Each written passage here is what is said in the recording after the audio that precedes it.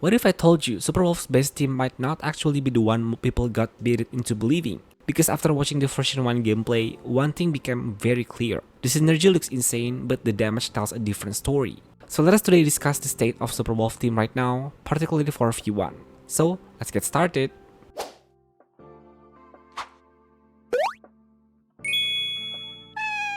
Before getting into the team rankings, I want to set the stage first by going over the most important parts of SPARXIE and Yao Guang's kit, specifically in relation to Superwolf.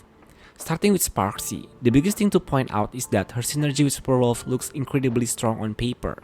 Superwolf's ultimate stats line up almost perfectly with SPARXIE's enhanced skill.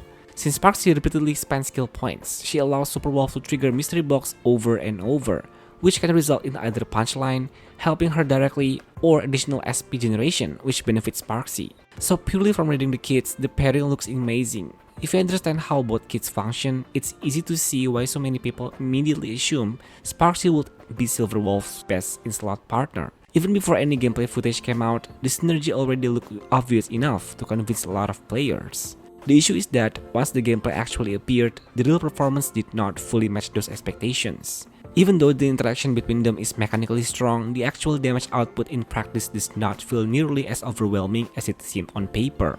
Now when it comes to Yao Guang, the most important part of her kit, aside from her wide range of AoE buffs, including elation buffs and all-type respan, is her ultimate, which gives a high and immediate turn.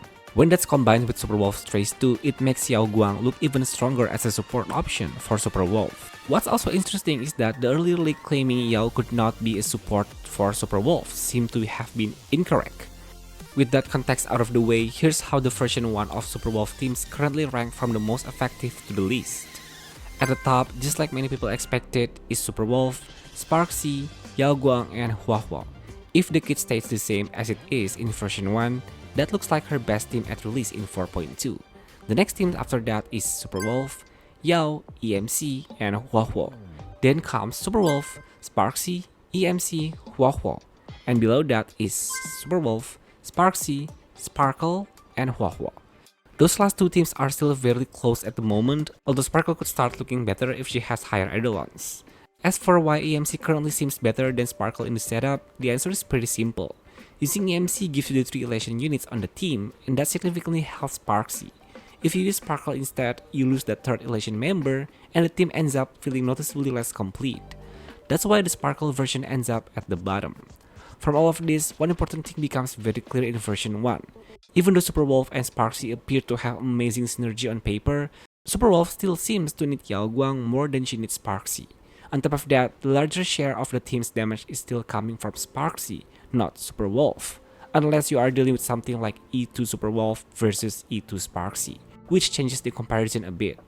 At equal investment, though, SPARXIE is still carrying more of the damage load. To be honest, even if you compare an E2 Superwolf team with SPARXIE and Yao to an E2 SPARXIE main DPS setup with Yao Guang, the gap does not look that large right now, and that mainly comes back to the same issue. Superwolf's version 1 kit still feels underwhelming. For a character that is going to be a main push, her current kit just does not feel explosive enough. So why does Yao Guang look more essential than SPARXIE? Because their roles are fundamentally different. Yao Guang is a full support and her buffs are team-wide. SPARXIE on the other hand is still essentially a damage dealer, even if she provides some support on the side. Most of her value still comes from contributing damage and helping with ultimate generation. That naturally makes a hyper carry style team built around Yao Guang and EMC or Yao and SPARXIE much stronger than a dual DPS setup without a true dedicated support like Yao. And the difference is quite noticeable. Even the earlier team I mentioned, Superwolf, Yao, EMC, is already outperforming Superwolf plus SPARXIE plus EMC in terms of overall damage right now, if you want to highlight Silverwolf's strength. Once again, that circles back to the same core issue. Version 1 Superwolf still does not feel strong enough on her own. So the big question is, what should you do if you have not pulled yet? Looking at version 1 while also keeping in mind how past betas have evolved, there are few possible routes. The first option is to pull both SPARXIE and Yao Guang. For the current version, that is clearly the strongest choice. If your goal is to build Superwolf's best team at release, this is the best route. But there's still major downside. First, we are still in version 1, and there's a real chance that EMC gets heavily buffed later, which could reduce the gap between EMC and Yao Guang a lot. Second, and this is the concern I've brought up before, Yao could eventually get replaced. That makes this option risky if your only goal is to build one dedicated Super Wolf team. Once her true long-term best support shows up, Yao might no longer be necessary, especially if you don't have another Elation team that can use her. And again, this is still just version 1. A lot can change in versions 2, 3, and 4, maybe even as soon as the next version. The beta is far from finished. The frustrating part is that players often have to make their pull decisions before the banner ends, while the character is still in this unfinished state. The second option is to pull only Yao Guang and use EMC for the rest. From a value standpoint, this is probably the most efficient choice in version 1. It's true that you won't get Super Wolf's full ceiling without SPARXIE because no one else can spam skill points the same way she can. But even without SPARXIE, the damage from Super Wolf's enhanced basic attack still looks completely serviceable. Compared to the full Super Wolf, SPARXIE, and Yao setup, the gap exists, but it does not seem overwhelmingly large. The problem once again is the same one. What if Yao gets replaced later? If that happens, it could feel like you spend resources on a short-term solution.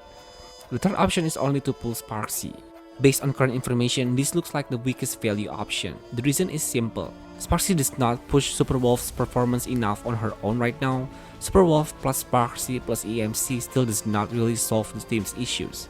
Maybe it starts looking decent if your Super Wolf is E2, but even then, it still feels lacking. At the end of the day, the biggest problem is still Super Wolf's current kit. And on top of that, EMC does not over enough if Yao is not there. On paper, Super Wolf and SPARXIE clearly have extremely high synergy. It honestly wouldn't make much sense for Hoyoverse to leave that relationship this weak in the final product, because their kits really do look like they were designed to complement each other. That's why I don't think this will stay the same forever.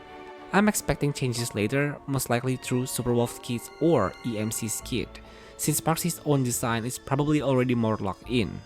Because if Hoyo leaves things exactly as they are now, then version 1 would feel incredibly misleading. The kit description strongly suggests great synergy, but in practice you don't really need SPARXIE if Yao is available. In fact, Yao and EMC already works as a hyper carry shell for Super Wolf. So it will be strange if that synergy never gets improved. The last option is the most cautious one. If you have not pulled anything yet and you really don't want to get baited, then the safest move may simply be to skip for now and wait. Maybe the real dedicated support comes in 4.2, maybe 4.3, maybe 4.4, we just don't know yet. Of course, if you skip and wait, then Super Wolf may look awkward for a while because she won't have a fully polished team around her. But at the same time, this is the safest option for your Stellar Jades, since you are not spending on something that might become outdated quickly. And honestly, this whole setup feels very in line with how Hoyo tends to design Banner Pressure. So if you have not pulled anything and you want to avoid losing value entirely, skipping is probably the safest play for now. If you have already pulled either Yao or SPARXIE, then I would strongly suggest stopping there for the moment. Don't keep pulling just because of community hype. It's better to wait and see how things change in the next beta versions first. That way, we will get much better understanding of what Super Wolf teams actually needs. And if you already have both, then congratulations! Your 4.2 setup should be in a pretty comfortable spot. Still, it's worth remembering that one of those two could eventually be replaced by a newer dedicated support later on. And if I had to guess right now, Yao Guang feels like the more likely one to be replaced. That's mostly because SPARXIE's kit is so specific that it would feel odd to replace her too easily, though of course it's still possible. So overall, the safest advice is just to be careful. So that's all for today's Super Wolf team discussion. So what are your thoughts on her overall kit and teams? Are you guys still unsatisfied, or on the other hand already feel enough? Let me know your thoughts in the comments. If you enjoyed this, please hit like and subscribe button, turn on notification as well so you won't miss out on any of my Star Rail content. I will see you guys on my next one. Bye bye!